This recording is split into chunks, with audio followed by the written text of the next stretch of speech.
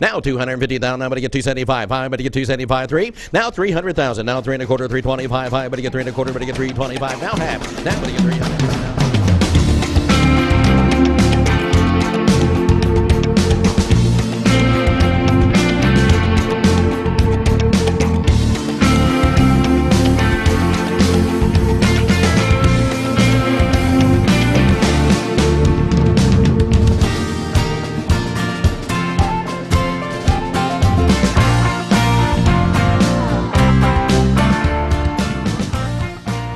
Good morning. Welcome to the Mike McGavel Jones broadcasting live from Lincoln Center in North Dallas.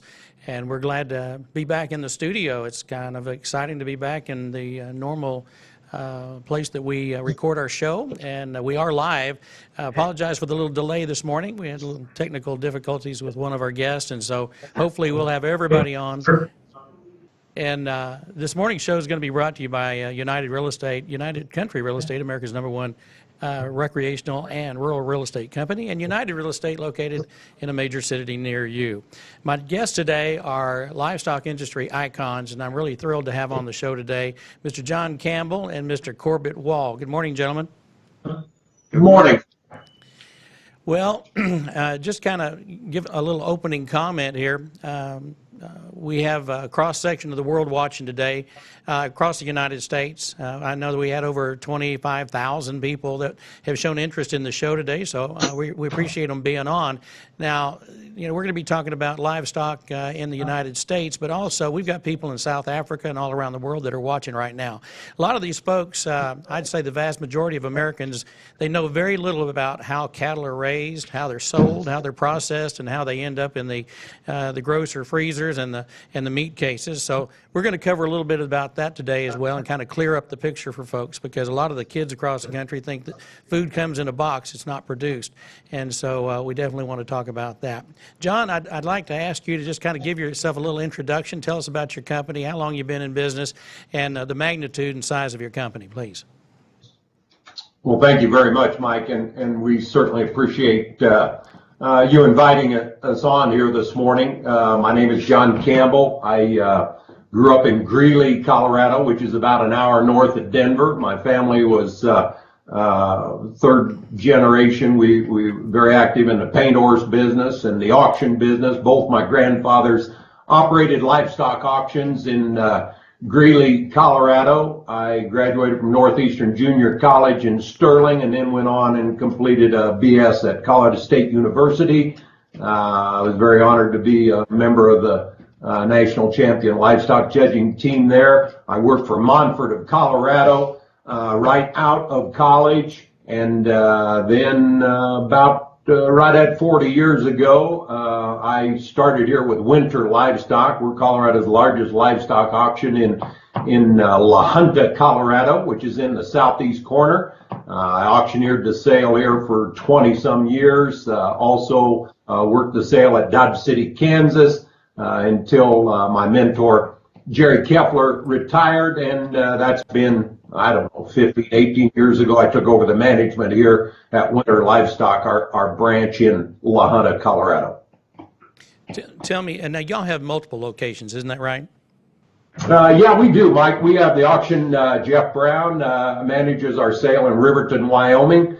Mark Winter is at, along with Mike and Jake Lewis and Steve Stratford, are at Pratt, Kansas.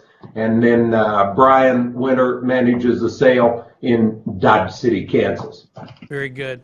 Well, I sure appreciate you being on. We've been looking forward to it, and we kind of put this thing together pretty quick. So I appreciate you getting on. I want to go ahead and introduce Corbett Wall. And Corbett, you and I, we've all known each other for about the same amount of time. And Corbett, give me a little bit of background on you and everything that how you got in this business. I know you have your father got you involved a long time ago. Tell me about all that.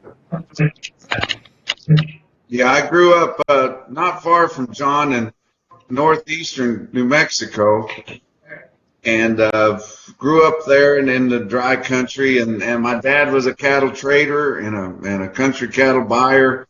My granddad had built the sale barn in Clayton, New Mexico, but he had gotten out of that long before I come along. We ended up leaving Clayton there when I was a middle schooler probably, and folks split, and Dad went to Clovis to the wheat pasture country, and I went with Mom over closer to Amarillo and Canyon, Texas, and continued to work with my dad. We actually built a sale barn outside of Clovis, New Mexico, before his health started failing him. I was going to college at West Texas A&M. I continued there until they finally kicked me out with a master's degree in agriculture. I went to work for USDA. I lived all over the country. I lived in Georgia, I lived in Minnesota, I lived in Pennsylvania, and spent the bulk of my career in northwestern Missouri near St. Joseph.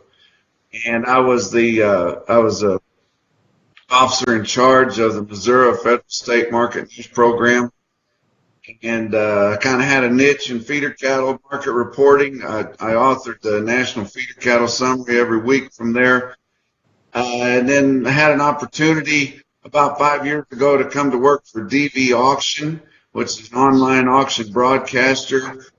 They had put together a system where we automatically report markets, and I helped them kind of show what we can do with that. We kind of track the CME Cash Feeder Cattle Index, and we can quote big strings of cattle on one of our market screens that we put around a lot of places, and do these daily videos called the Feeder Flash on YouTube and on our website, which is nationalbeefwire.com. Very good. Well, I appreciate you being on. You've been an auctioneer, what, 25 years? Yeah, I don't do it regularly. I own and operate free auction service in Canyon, Texas. Like always, plenty of people wanting to do that, but I sold our sale when I was in college, and I've sold a lot of cattle different places, but kind of conflicts with my job now. Gotcha. John, since you've been in this thing the longest, I got questions for everybody, but I'd kind of like to kick it off with you. What would you say is, in your 40 years in the business, what's the most significant change that you've seen in the cattle business? Well, I think the cattle have certainly gotten better. We take these cattle from weaning weights. When I started, cattle weighed, if you had a steer that weighed 500 pounds, why, he was huge. And now we're weaning these calves weighing 600 to 700 pounds. So that would be pretty significant. The biggest concern that I have, and something that we have no doubt seen, is the concentration that we've seen in the packing industry and even in the feeding industry. I can remember 30 years ago selling a sale at Dodge City, Kansas, and there may be 6, 7 people sitting around there that would be buying feeder cattle and competing for feeder cattle to take them to winter feed yard. And now there's one.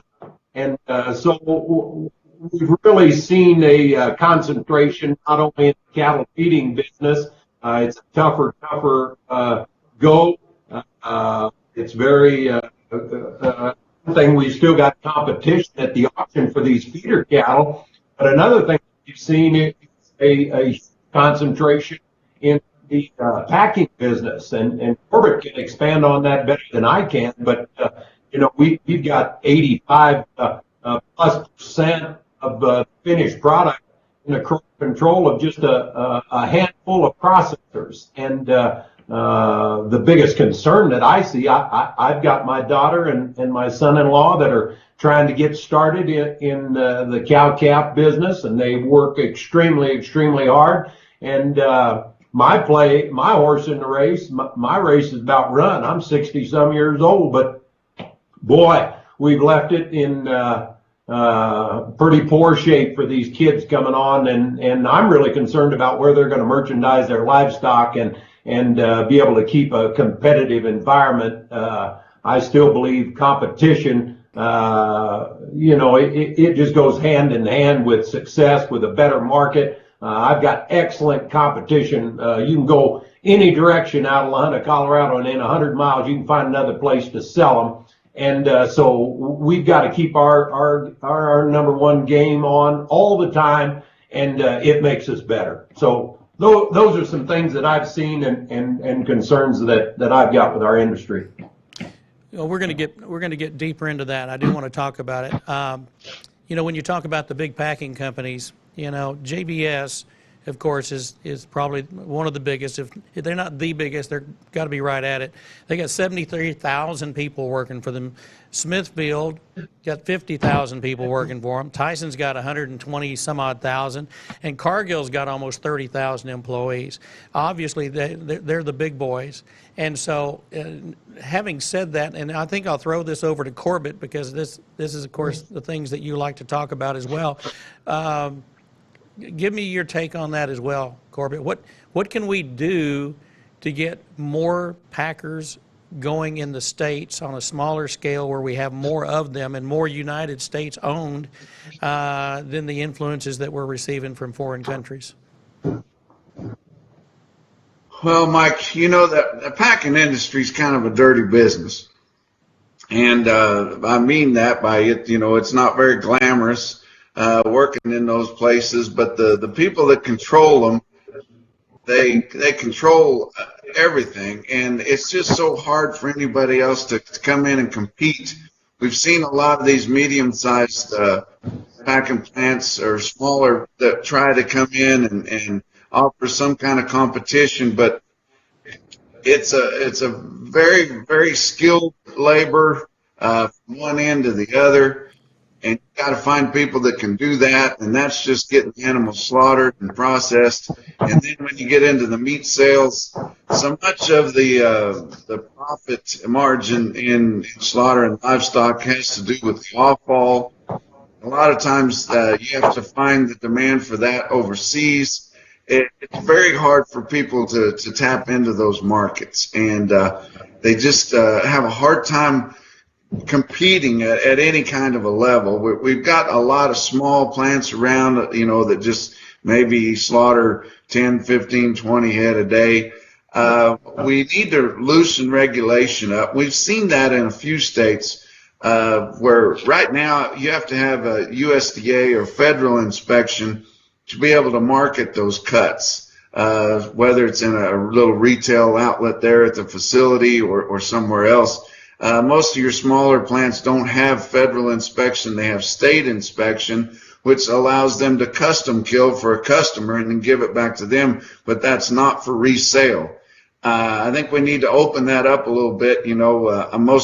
Most anybody that's had their animals slaughtered, whether it was a hog or a beef that they had, they felt comfortable and safe with the state inspection, and I think that's a good product, and we need to open that up where they can market those individual cuts, whether it just be a steak or a quarter or half or however they want to sell it, and that would allow us to market at least a few more head of livestock through some of these smaller plants. And during this COVID-19 deal, we've seen these plants just get overrun. You cannot get a schedule for a hog or a steer or what have you. They're just completely swamped, and that just goes to show whenever things get tough, people start scrambling to find their protein.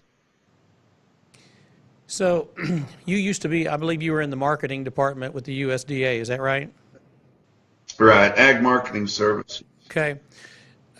When you look at the USDA right now and what they're contributing to this or not contributing to this, it wasn't that. In fact, it was a year ago.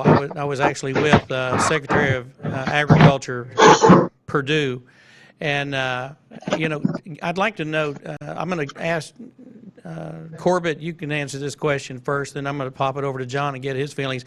You guys kind of give me your feeling for the job that the ag department's doing, the Secretary of Agriculture. I think he gets beat up pretty bad in not in media, mainstream, but in the ag sector, he gets beat up pretty bad. He's put his foot in his mouth a couple of times, and your ag people don't forget that very quick.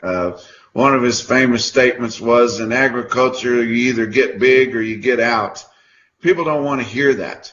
We're trying to preserve the small farmer and rancher and the ones that really hold these small farming and ranching communities together all across the nation. The lion's share of your agriculture people are not big fans of corporate agriculture, and his name's pretty famous. He comes from corporate agriculture, and so I think a lot of people are getting that feeling about him that he's for big ag. But I will say that he is educated and well versed on what's going on. You don't have to brief him on every subject that comes up and every crisis that's affecting animal agriculture, especially. He knows how A, B, and C get connected and how you get around everything. I assume his hands are tied. Right now we're seeing these big four packers make astronomical profits that we've never seen. They're making well over what they're paying for. They're doubling their money plus. And we see some kind of positive things for them coming out with this COVID-19, where they're staying and working and they're keeping us fed, all this kind of thing, trying to keep the workers safe. But they never mention how much money they're making. I mean, it's the greasiest deal anywhere. You buy a steer for $1,300 and you make $1,700 or $1,800 off of him, and you're killing 3, 4, 5, 6,000 of them a day. That's a lot of money. And Sonny Perdue knows that. He knows some things that would help fix that. Whether he has the ability to get it done or not, I don't know. And it's partly the problem of these producer associations not being able to get together and deliver him one message on what the grassroots really wants to do. Most of them spend more time throwing rocks at each other.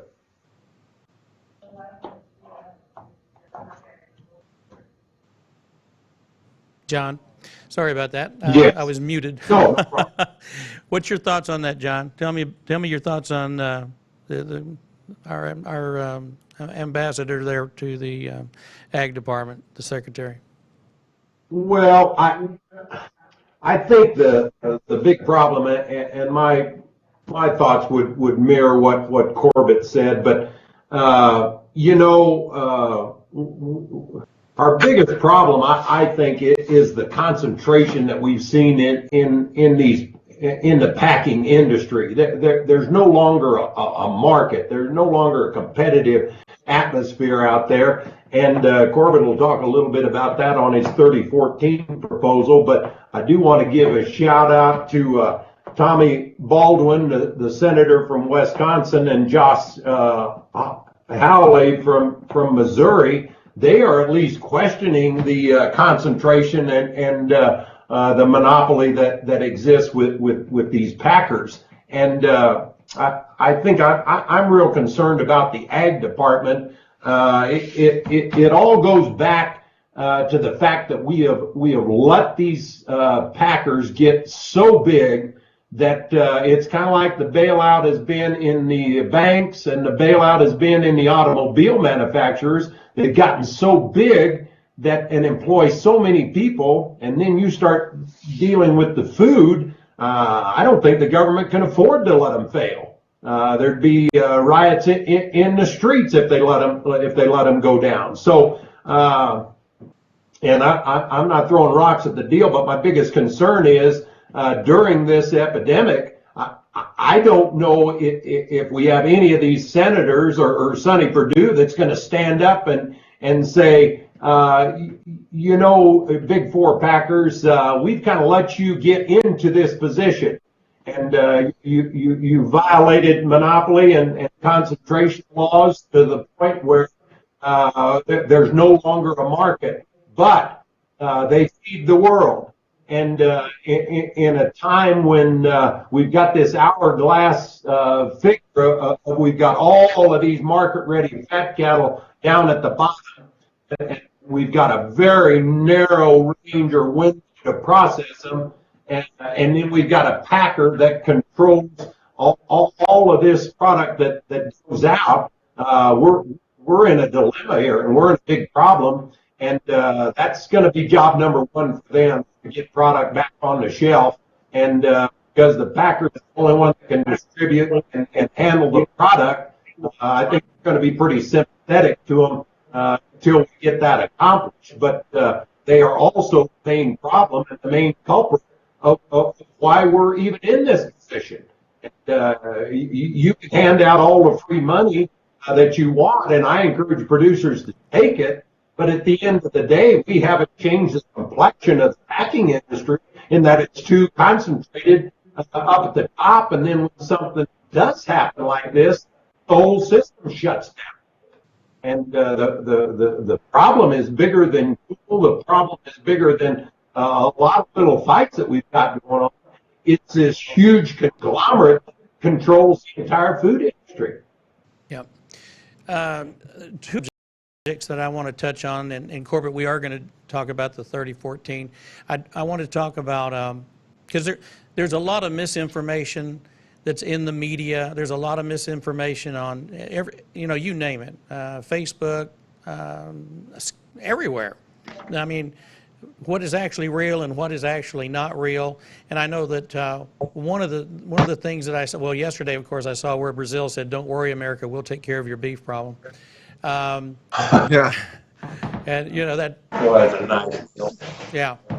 So I would like to get your feedback on the influence of the foreign countries when it comes to beef. Give me, John, you can go first, then we'll go to Corbett. Well, it was kind of a kick in the face to the American cattle producer when we've got and the Brazilian market, I understand it, is already opened up, and I've heard people talk about, well, we need Argentine beef because it's leaner to mix with our hamburger, and boy, that's a tough pill to swallow when you're a producer, and I'm one of them, sitting out here with about 400 fat cattle to sell in the next month, and no way of killing them, and they're just getting fatter and fatter, and I don't know what we're going to do, but it's going to be devastating. This is going to be kind of the final nail in the coffin for a lot of these independent producers and these guys that don't hedge their cattle, and we're just taking more competition out of the market, and to be introducing Namibian beef. I've been to Namibia,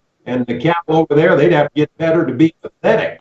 But that's the government. That's the position that we're in, and I'm afraid they're going to welcome product if it comes in and all it needs to be is ground and distributed. I don't know what kind of position it's in, but they're gonna get this ground product out there. And it's I don't think that we need it. It's in direct competition with our domestic product that we got, that we know is a better product. It's a far superior product. One thing that we're great at, and that's cattle. Eating cattle and fat, and it's the best product in the world. But we've got a real dilemma there with this pork beef coming in. Corbett, chime in on that, will you? Before we do that, I do want to welcome Matt Lowry on. He is, I guess, you in Nebraska today? Yes, I am, Mike. We're in with this group of gentlemen. We, of course, Matt is the 2008 LMA Livestock Marketing Association champion livestock auctioneer, and also one of our instructors up at Worldwide College of Auctioneering. So we're glad to have Matt on today. And this whole show started because of Matt. I called Matt and said, "Hey, you want to do a show on cattle? And you got anybody you'd like to have on the show with you?" And he recommended these two guys, and I'm sure glad that he did. Thank you very much, Matt. We're gonna. Well, thank you, Mike. I tell you what, both of these guys are they're a voice of the industry, and I respect both of them. I don't think I've personally had an opportunity to meet John, but Corbett has become a good friend of mine, and so I certainly appreciate both of these guys taking the time and representing the American cattlemen, because that's why we're here. This is what it's about. We're all for the same thing. We got different ways to get there, but we're all for the same thing, and that's what counts. Very good. Let me go back to, now this is, some people think this is a crazy thing, but look, there's a lot of videos running around on various social media sites and discussions about cattle being killed and animals being killed and crops being turned over and or under. And Corbett, you want to address that for me a little bit? Yeah, I think there's been a little bit of false information coming out on that. Now, there's no doubt we've plowed under some vegetable crops and weren't able to get those processed. We've euthanized a lot of chickens in this country and a lot of hogs. A lot of these hogs that are coming out of these confinement facilities, which are either owned by your hog processors or under contract by your hog processors, but they've euthanized a lot of them. They're having a problem getting rid of all the carcasses. There's some stories that some of them have been ground up for fertilizer and things like that, which doesn't make you feel very good. But the stories about euthanizing cattle, with the exception of maybe some Holstein bull calves that cost more to feed and get going than what they're worth or what they're going to be worth. There's no mainstream beef cattle, especially finished cattle, being euthanized right now. I mean, they're still worth over $1,000 a head. Now they are starting to get big, as John mentioned a while ago.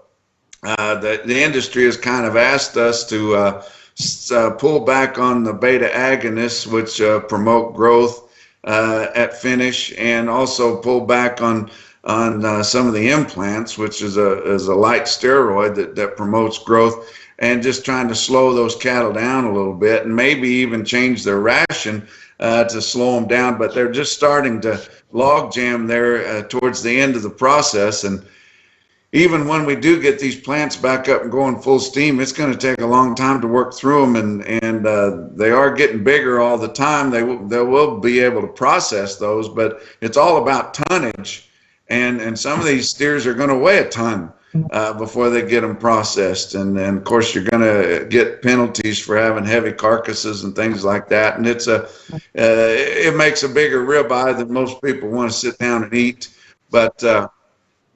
I don't think in the cattle business, the destroying product has gotten to that level yet. Okay. Speaking of technology platforms, of course, you're with DV Auction, and I guess, of course, we've got Superior across town here in Fort Worth, down in the stockyards. What percentage of cattle today that is sold at a sale barn has a technology platform behind it? Is it almost all of them, or is it all of them, or where are we in that place? Well, it's there's several levels of that. I mean, you can go all the way to the top and have a third party coming in and evaluate you and get you. We could call cattle that are just long time weaned, vaccinated, and taken care of, being a program in themselves. They may not be sponsored by any name, but I would say it's very specific as part of the country you're in. You get in the southeast, you're going to have a lot of people that never had their hands on their cattle. The further west you go, especially up through the middle 12 states, you're going to see probably 60 or 70% of your cattle have been vaccinated, handled, had everything that they need, long time weaned. But the amount of those that are in some kind of accredited program, I would say would be probably less than 20%. You get up there where Matt's at, there's going to be a lot more of them. Gotcha. While we're on the subject, we probably ought to talk about your 3014 minimum cash trade movement. Tell me about that. Explain what it is and what it's all, how it came about. I think the biggest problem in our industry right now is we don't have enough negotiated cash trade at your finished level. And so this all started as we started getting these corporate feeders, and some of them actually owned the packing plant. They were just a derivative of the packing plant, which Cargill has processing facilities. They owned Caprock feeders. Montfort, which is now JBS, had their own feedlots, and then the rest of them, Tyson, the rest of them, they had partners that were in arrangement with them, supply them a large portion of their needs. Well, if those cattle were already promised to them, there was really no need to negotiate a price for those cattle at slaughter. So what they started doing, mainly just for the books, was they would take last week's established negotiated price and then price those cattle that way, and they call it a formula, and give premiums and discounts above below that base price. The base price being established by the few people that actually sold their cattle on the open cash market for current delivery. Well, there just got to be where there's fewer and fewer and fewer of those, because there's not that many smaller independent cattle feeders left. There's not that many people that retain ownership anymore. And we've gotten to the point now where over 75% of the cattle are priced off of what less than 25% brought. And so that's what I call the tail wagging the dog. And the lion's share of those negotiated cattle are in the northern plains. There's hardly any in the southern plains. The first quarter of this year, negotiated fat cattle sales in the Texas feedlots accounted for 7% of the total volume. Just 2 or 3 years ago, it got as low as 2.5%. Well, it gets so easy for the packers to manipulate the trade in that very, very small portion that it's not fair, and we lose market position, and we don't ever have an opportunity to gain it back. So what I felt strongly about was some people that are heavily involved in U.S. Cattlemen's Association, some key state affiliates from NCBA, but the state affiliates that are grassroots and are really answering to their members. We got together and decided to push an initiative we call 3014, which is what we want: a minimum negotiated cash trade of 30% of the volume per large packing facility on the cattle. And the 14 is we want those cattle to be delivered within 14 days or a current sale. And we feel like if we could get that, that it would give so much more leverage back to your cattle sellers, and it would bring about price discovery, a healthy market, where when the fundamentals allowed for us to gain some ground, we could gain a few bucks. I mean, the markets are going to drift lower too, but you could get it back when you had the opportunity. And now it's just gotten to the point now where we can't hardly gain a buck. We just lose market position, and cattle are getting so cheap now, which it doesn't really make any difference to the cattle feeder, because your big cattle feeders are buying cattle, they're hedging them on the Chicago Mercantile Exchange, and they're making money by charging yardage and feed to the cattle. And then the only profit they can gain is just the basis, which is the difference between cash and futures whenever those cattle are done. And they're happy with that. The problem is these backgrounders, these growers, the grazers, the cow-calf producers, they've got to have some type of a market position. They've got to have real money for those cattle, because it costs them money, their inputs.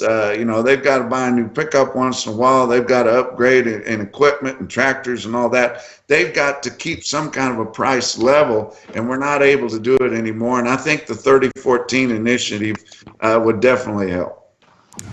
So when you say that this initiative, who is actually carrying that forward? I mean, I know that you're supporting it, but who's actually handling it? Who's doing the push? Jess Peterson, he's the executive vice president of U.S. Cattlemen's Association. He's a political cowboy, I call him. He knows how to count votes, and he knows which senators to talk to and all that kind of a thing. The way that we're trying to get that done is mandatory price reporting is up for reauthorization this fall, and it mandates several things in the reporting of fat cattle sales. We want to get this attached to the reauthorization of mandatory price reporting, and that will be the easiest way to enforce that too, because all of your major packers have to report all their sales information to USDA twice a day, every business day. So the information's right there.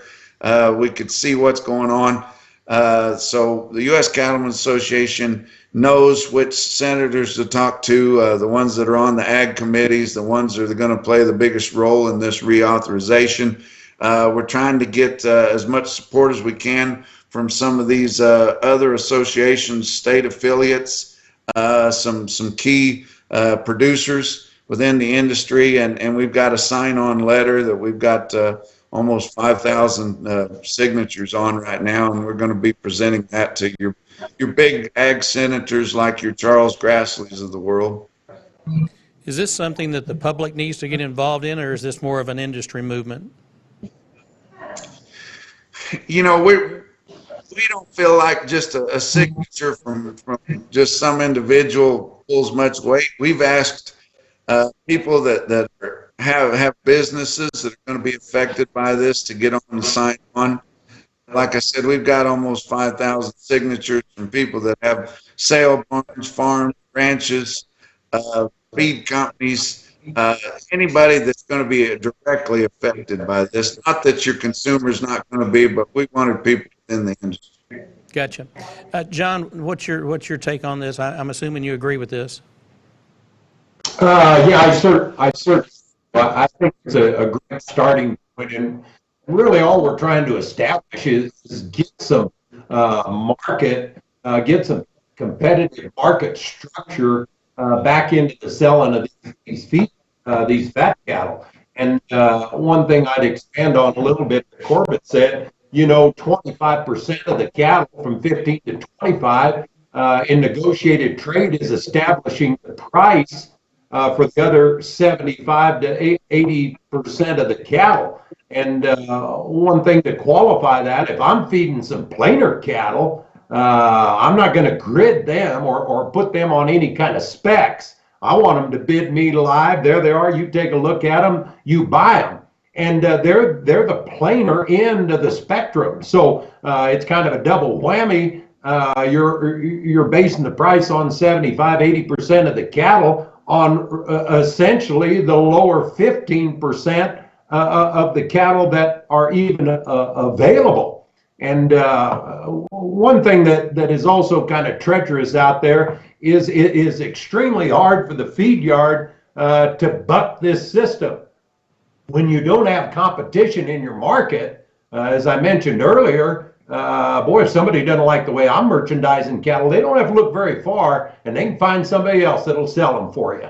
Well, a lot of these feedlots, because of where they're located, they've got one or maybe two packers, and most of the time just one that's going to be the only voice out there to even try to buy their cattle. Well, they can't afford to tick those guys off, and I know this case in point, a place where I fed cattle before. They had just a spot-on fat cattle salesman. He's the best I ever seen. Well, he made one of the packers, Cargill, upset. They just drafted him a letter and said, "We're never going to be back." And so you're not going to get a lot of voice. That's why we're trying to get NCBA and a lot of these third-party affiliates that are tied with the Texas cattle feeders, with the Nebraska feeders, the Colorado livestock, the KLA. They're a voice for all of those people. That's going to have to be the voice of the feedlot operator because, and I know this happens, he's essentially blackballed. If he tries to bring up a voice and say, well, this packer did this or this packer did that, they just blackball him and they don't ever show up. And I know that happens for a fact. Well, then you're down to one guy to buy all your fat cattle, and you're forced into a posture of making a deal with the devil. Well, the best I can do for my customers and for myself, I got to get these fat cattle sold, is I got to take the high of the week. That's the only way I can consistently sell these fat cattle, because there is no market anymore. If one of them's bidding 95, hell, they're all bidding 95. And there is just such a discrepancy at $377 on the cutout value. If anything, the consumer is getting worked over by this price. And hell, our fat cattle are at the lowest point they've been in over 10 years. The producer's getting $95 for them, and the packer's selling it for $377. If there was more competition out there, and if we'd enforce the monopolistic laws that exist, we'd have a lot better posture. But everybody's tied into this deal, and their hands are tied. They can't move. Yeah. Well, it's tough. Matt Lowry, you're a four-generation rancher, first-generation auctioneer. You won the 2008 Livestock Marketing Association championship. I know that you do sales all the time. You've done over 5,500 sales, from what I understand, and you do about 200 sales a year. What are you seeing in the marketplace, and how far out do you go? Tell me about your travels a little bit. How big a coverage do you do? How many states are you in? And kind of what's going on from an auctioneer's position right now? Well, right now, I mean, as far as we're just wrapping up, I've got one more bull sale this year, and I'll have about 75 registered sales this year. And then I kind of get back to work and become a rancher and an order buyer, buy a lot of pound cows, a lot of recips, a lot of heiferettes and that type of stuff. But pretty much is any auctioneer. If I got an open date and you need me, I'll go. And but as far as on the front lines, and most of my travel is right there on Highway 20, from Atkinson, Nebraska, all the way west to the Wyoming border. And so I'm very blessed. The fact is that the people that I represent behind the microphone are very auction-minded people, and it's competition in the marketplace. And I think the one thing that when we talk to John and you talk to Corbett, and the one thing that we're missing right now within this fed cattle industry is competition in the marketplace. And there's a lot of different flavors out there, and there's a lot of different ideas in what they think is right. And I'm not saying there's not any of them that are wrong. The fact is that we all know that it's going to take unity within this industry to figure it out. And John Brent mentioned something the other day. He said, and it made me smile because it was spot on. We need to take the leadership of this industry in each individual group, lock them in a Motel 6 and knock their heads together and say, we're going to figure it out when with no food, no water, no nothing until we get this figured out. Because it's the only way right now that we're going to figure out how to get on the same page. And the thing about it is each and every one of us in this industry probably have generation after generation. This is about heart, because we love what we do. It's not the cattle industry, it's the lifestyle. It's what we love. And so sometimes we lose sight of maybe what really is important. And it's kind of like fighting with your family. Every once in a while you just got to put it down and say, you know what, we're going to go with it, and we're going to make the most of this thing. But there's some awful long faces at these auctions. These people understand that things are tough. I've been in conversation just in the last 2 weeks. They're definitely planning on dispersing some cows, and as far as what we're seeing as far as kill cows, I've been doing this for 25 years, and I can't remember a May that we've seen this few of kill cows. And I think these numbers are maybe not out there like we think they are. There's more grass available in the state of Nebraska than I've seen in 30 years at least.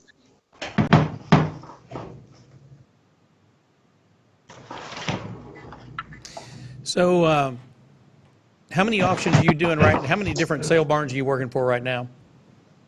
Right now I sell 2 and then 1 part-time in the fall.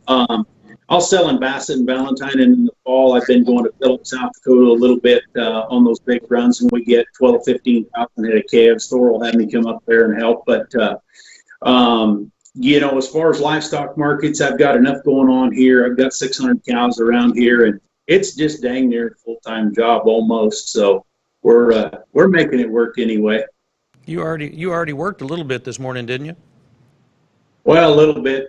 We got 500 cows sorted up. In fact, the crew's over there pregging cows right now, and so as soon as I get off, I'll probably go back and help them.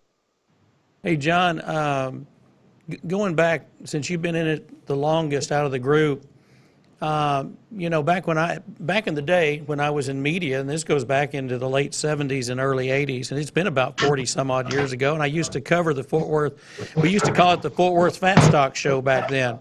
And then of course they dropped the name Fat Stock, or the fat. Tell me about that transition between what the cattle used to be like and then how they started getting leaner and bigger and better bred. Well, yeah, very, very true. The genetics have just done handsprings and through the use of artificial insemination and which is nothing new. It's been around, but again, there's great competition between a lot of these seed stock and breeding stock guys, and some of them, it could be argued, maybe have gone to an extreme, but it takes an extreme to cross with a moderate to get any kind of an advance. It's always kind of interesting to look at a lot of those old Houston and Fort Worth and even the Denver stockyard champion from 1940, and why, cripes, it'd be about like saddling up a Shetland pony. Both legs would drag the ground on both sides. You just lay an 11 right out of there. But we've gotten them big. We've gotten them bigger. That could be to our own demise. Again, there's premiums paid out there for the big carcass. It changes, and cattle are very slow to change. We don't have the gestation time to work with like a hog does. But the Holstein market, and it's kind of gone by the wayside because it's getting harder to kill them. But man, oh man, they put a lot of tonnage on the market, and there's a lot of tonnage in these cull cows, and I agree with Matt. I think we're way short of numbers, and that's going to help us in the long run. But it won't help us if we can continue to get all the beef we need from other sources. And I'm off subject a little bit, but we have to be real careful in all of these moves and everything that we make. It goes right to the guy that has his hand around the throat of the industry, and that's the packer. And I'm not putting them down. They're very sharp. They're good operators. But you can do all this promotion, and you can label whether it came from Canada or from the U.S. But the problem lies is there's no trickle down through the industry to the grassroots producer. The cow-calf guy, he doesn't get the big up and the big push because of the COVID virus, because of the shortage of beef. It all goes into the hands of the guys that's holding the purse strings. And if anybody comes away from this with anything, The cow-calf business is not some glorious deal. You see these guys driving around with dually pickups and this and that. Hell, they're making payments on that, and probably their wife's washer and dryer. It's a living. It's a living that we love and we want to protect, and we'd like to save it for the next generation that's coming up. But if you're talking about big money, there's some great operators that do a great job at it. But at the end of the day, if you've ranched all your life and you've got your cows and your ranch paid for, that's about all you can hope for. And why it would be mission impossible for a young guy to try to borrow enough money to buy a ranch or to buy a set of cattle. Why, cripes, he couldn't even pay the interest on it. And we're looking at an industry where the median age is probably close to 70. And unless grandma and grandpa or mom and dad are going to help you get started, you don't have a chance. And I think all of us, that's what we would like to protect and make it a viable industry again. And the only way we know how to do it is through. I think John got froze up a little bit. I'm going to go to Corbett, and I'm going to ask Corbett about the McCool petition. Can you tell me about that? Yeah, sure. Several years ago we had country of origin labeling in our meats, and your consumers would be able to see where that product might have come from, or where it did come from, whether it had been shipped over from some foreign land and then cut up and processed here, mixed with American product, or maybe a product from some other country, and then before it finally got to the retail shelf. They did do away with that. World Trade Organization found it to be against their regulations. We're going to have to impose penalties on the United States. So it fell out of favor and lost it. And there's been a big drive to try to get country of origin labeling back in to the business ever since, which was about 2015. But we just not been able to get that done. There's been a big push. Several organizations have made it their priority to try to get it done. Not to say that if we'd had country of origin labeling, it would have helped one iota in this crisis that we're in right now. We've got to be able to get a bigger portion of that retail price away from the pack if your cattle producers are going to survive. Country of origin labeling wouldn't help that. It has more to do with beef demand. And we've got excellent beef demand. I mean, go check your supermarket shelves and you can see that we've got excellent demand for beef right now. It would give your consumer the option of going to your USA beef, which would be important. But still, we've got to impose some of these other regulations if we're going to try to get any of that retail price back from your packer, because just country of origin labeling alone would just allow them to charge even more for their dressed beef, and at nearly $4 a pound. I don't know how much higher we could go. What? Well, there seems to be a big push for that right now. I received a lot of texts and emails over the last 3 or 4 days about that subject. So there's some people that are pretty passionate about it. So I don't know where that's going to go, but who do you go to get that changed? I mean, who's going to be the decision maker? Who's going to be out front pulling to make that happen? Well, it's the same people that we're trying to get the idea to on the 3014. Is your senators that are on your ag committees, your big legislators from your ag states, your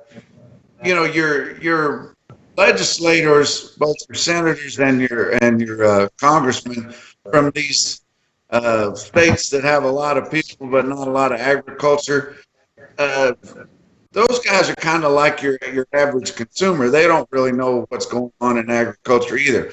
We figure that there's less than 2% of the America's population that's directly involved in production agriculture.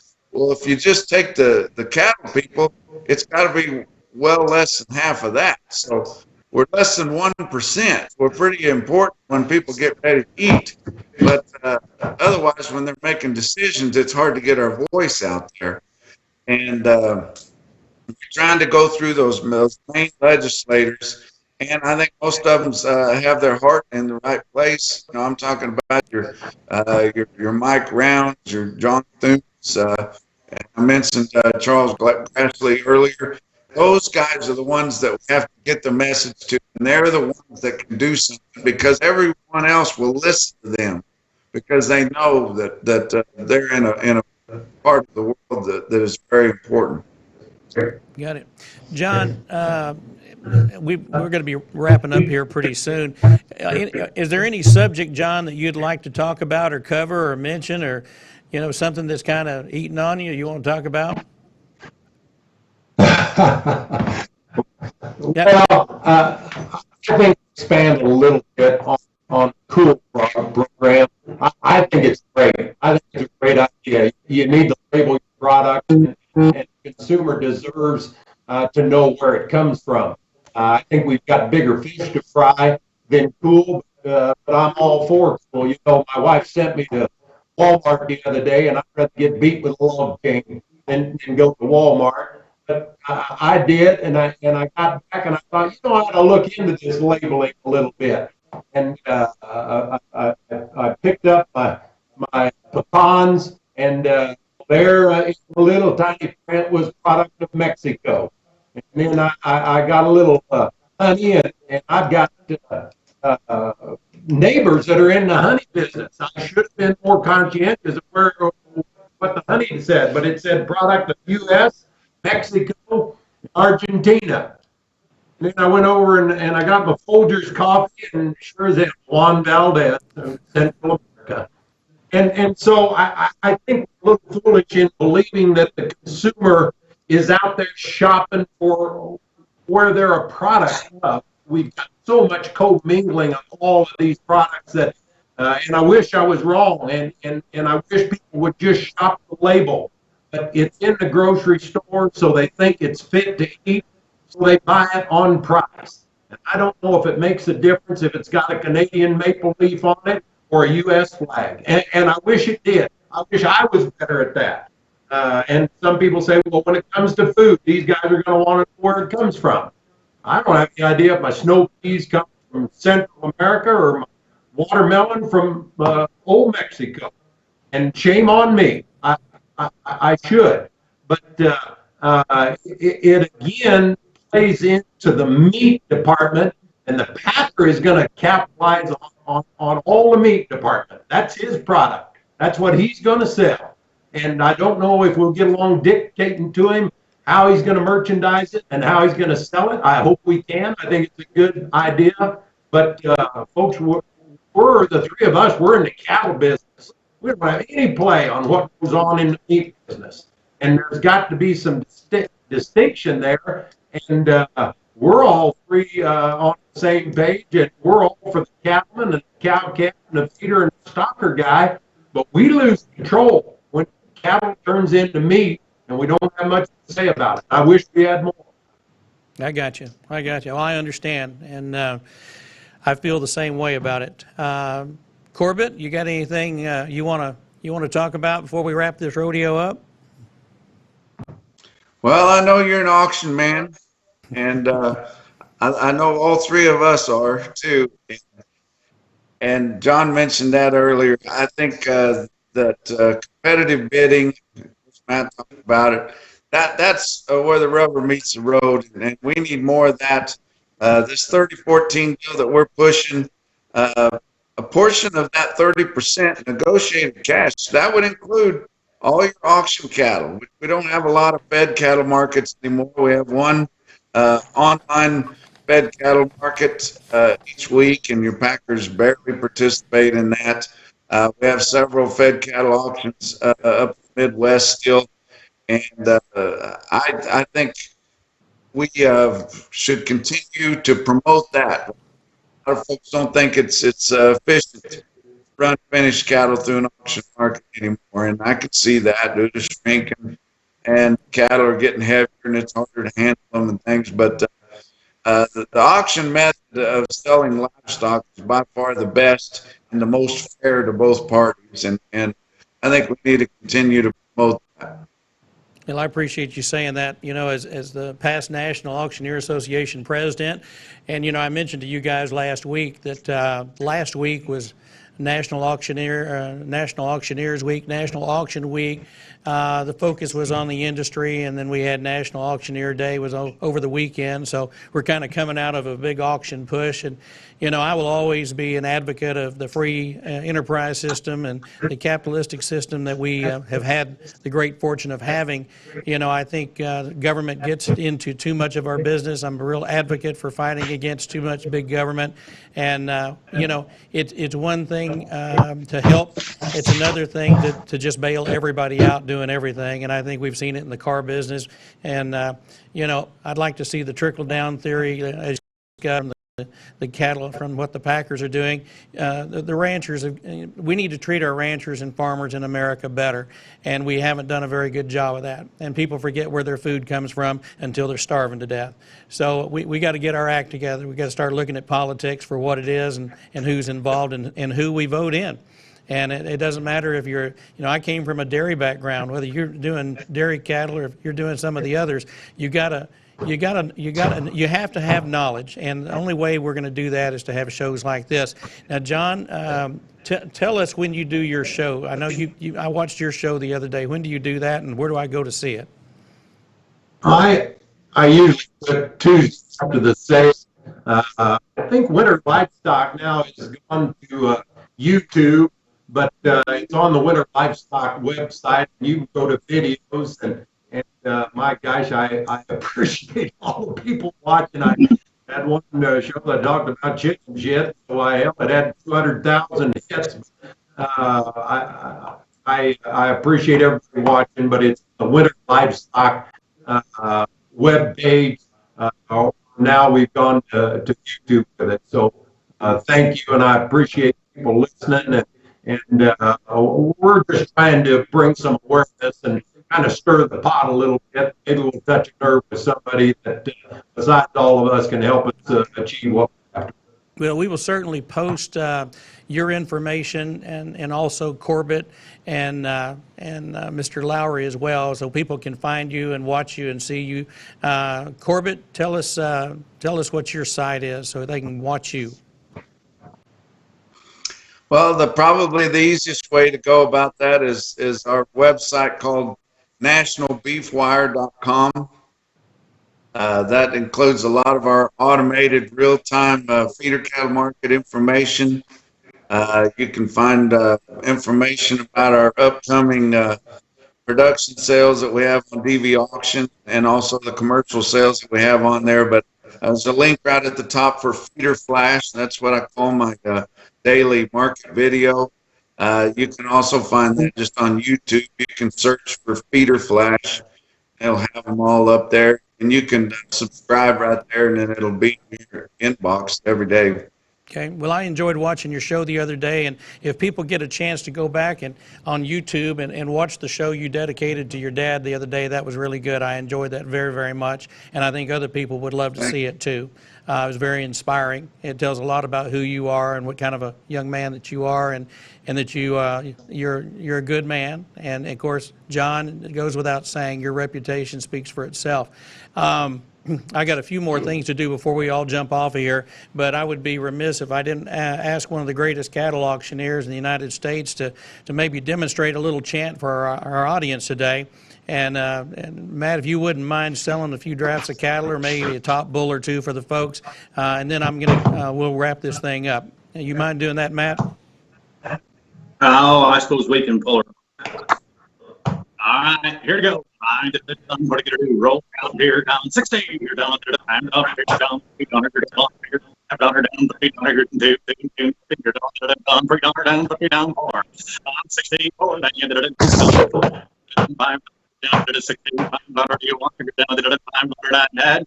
Double down, 54, 50, 1, 2, 4, 1, 2, 4 on one leg, jump. Here he comes. Here, the number 2 is one gap that the industry is talking about, and I'm that spreads out the numbers from birth to weaning to 365 and a cap that's not on for him right here. 5,000 here down 5, down 5, down 5, down 3, down 3, down 4, down 5, down 50, down 6, down 5, down 7, down 5, down 5 here, 8,000 down 5, down 10, down 10, down 5, down 12, down 12,000 left 5,000 so 11,500. All right. Thank you, Matt Lowry. Folks, I think that's a pretty good place to stop right there. I want to give a great shout out and thank you to John Campbell, Corbett Wall, and Matt Lowry. Thank you for being on the Mike McGavel Jones Show. I want to remind you to join me next week when my guest next Monday is going to be Rick Goodman in Nashville, Tennessee. He is the surviving son of Vestal and Howard Goodman, better known as the Happy Goodman family, one of the greatest known gospel groups to ever perform here in the United States and abroad. And very excited to meet with Rick next week. As always, and especially in these challenging times, I'd always like to close by reading something from the daily devotional. If you don't mind joining with me, it's the right time to do it. Meet me in morning stillness, while the earth is fresh with the dew of my presence. Worship me in the beauty of holiness. Sing love songs to my holy name. As you give yourself to me, my spirit swells within you till you are flooded with divine presence. The world's way of pursuing riches is grasping and hoarding. You attain my riches by letting go and giving. The more you give yourself to me and my ways, the more I fill you with inexpressible heavenly joy. And amen to that. Until next time, on behalf of our sponsor, United Country and United Real Estate, and everyone that's been a part of this one, Travis, our producer, please take care of yourselves, practice safe distancing, and God bless. Thank you for watching the Mike McGavel Jones Show from Dallas, Texas. We bid you adieu. God bless. See you next time. Thank you, Mike. Thank you.